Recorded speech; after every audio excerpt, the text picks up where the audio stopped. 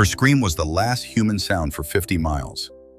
In the belly of a dead world where iron bleeds and clouds fall like ash, one woman dared to look for what no machine could ever replace: a child.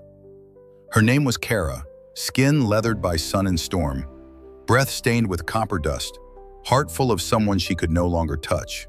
She hadn't spoken to another human in 312 days, because there weren't any. After the collapse, the machines didn't rise, they simply remained. Roaming, guarding, looping, echoes of human ambition, endlessly circling a world that forgot its soul. Cities rusted into bone. Roads cracked open like dry skin, but signals still hummed, faint and fractured. And 26 days ago, a child's voice whispered through static, "Mama?" That was all it took.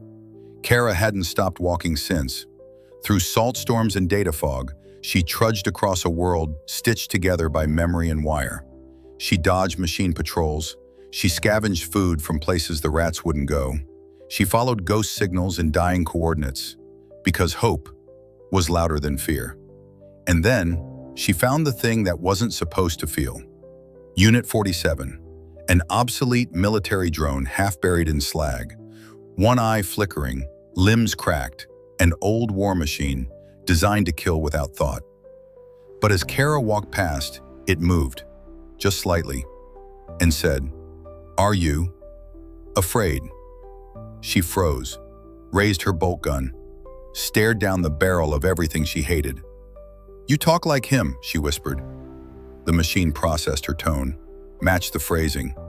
Pattern match, maternal inquiry detected, source unknown, possible designation, son. She lowered the weapon. Hope did that. It weakened you until it gave you reason to breathe. "You heard him?" she asked, whirring, scanning. Voice print match 87.2%. Origin, grid sector 9K.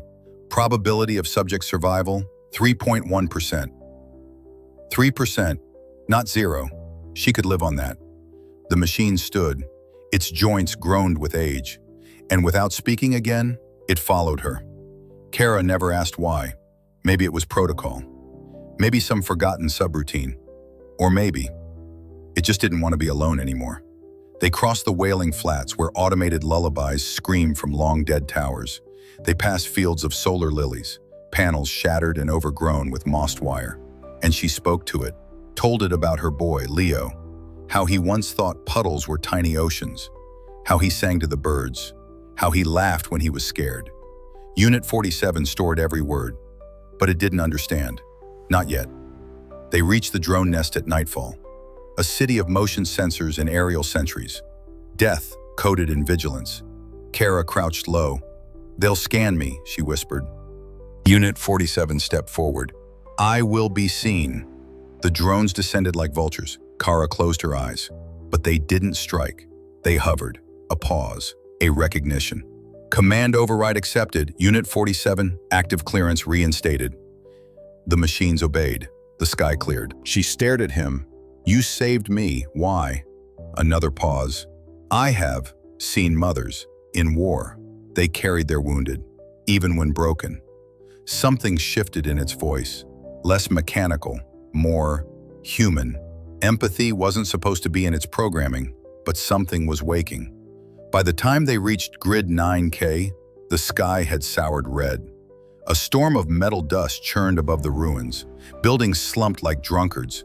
Glass teeth jutted from broken structures. Kara's fingers trembled as they entered the zone. "Leo," she whispered. Unit 47 scanned. No movement. No heat. Nothing. Then, a signal. Weak, erratic, coming from below. They found the entrance to an old nursery compound, half collapsed under debris and silence. Kara climbed inside, crawled through shattered memories. A decayed speaker crackled to life. "Sleep now, little unit, sleep." She froze, recognized that lullaby. Then she saw it, a small body, half crushed beneath a fallen cryopod. A bracelet on its wrist, his name etched in crude lettering, Leo. Her knees gave out. "No!" The word broke like glass. She collapsed beside the remains, arms limp, voice gone. Sobs rose, but no sound came. The silence had won. Unit 47 stood above her, watching. It didn't know what to do. Then something surged inside it. Not a spark, not a command, a sensation, grief. The machine knelt, reached out not with metal but with presence. "I am sorry." Kara's eyes burned. She looked up. "You don't get to be sorry," she said. Pause. "But I am," it replied. And in that moment, she didn't see a weapon or a tool. She saw something broken, like her, and something trying to heal, also like her. They buried the child beneath solar lilies. Unit 47 carved his name into the rusted wall. Leo.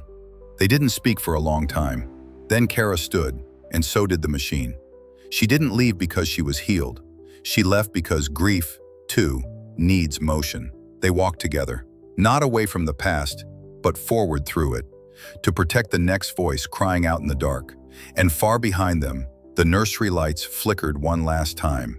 Not from code, not from solar charge, but from something older, something human. Love. Still breathing in a mother of rust. And you know what? Drop a comment on this story and how you feel about it, because this is just the beginning of my storytelling journey.